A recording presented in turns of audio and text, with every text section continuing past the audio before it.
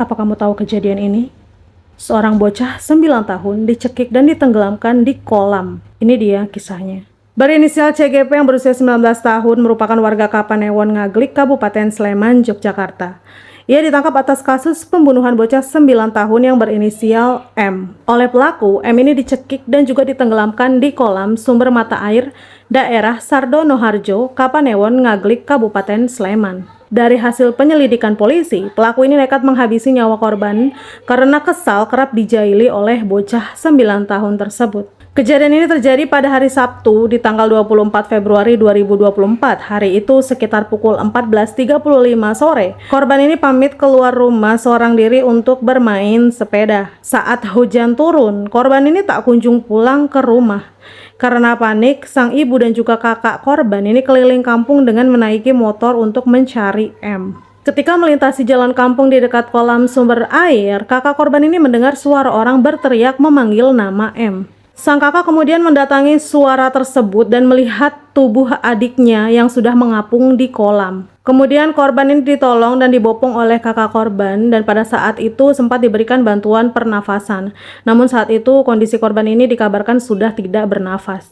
Meskipun begitu, korban ini tetap dilarikan ke rumah sakit Gramedika dan dari hasil pemeriksaan, korban ini diduga meninggal tak wajar. Atas persetujuan keluarga, jasad korban ini diotopsi di Rumah Sakit Bayangkara dan ditemukan bekas cekikan di leher serta luka di dubur korban. Dan dari hasil penyelidikan, polisi menemukan kunci motor di dasar kolam tempat jasad korban ditemukan. Dan kunci motor tersebut menjadi petunjuk pelaku pembunuhan M, yaitu CGP. Saat dimintai keterangan, pelaku mengakui perbuatannya yang telah menghabisi nyawa korban. CGP menyebut ia telah mencekik dan menenggelamkan korban di kolam sumber mata air. Pelaku ini nekat membunuh korban lantaran kesal karena sering dijaili. Dari keterangan CGP, ia bertemu korban di persimpangan jalan menuju kolam sumber air pada hari Sabtu sore. Ia lalu mengajak korban menuju ke kolam sumber mata air. Setibanya di lokasi, korban dicekik dan tubuhnya ditenggelamkan ke kolam sumber air.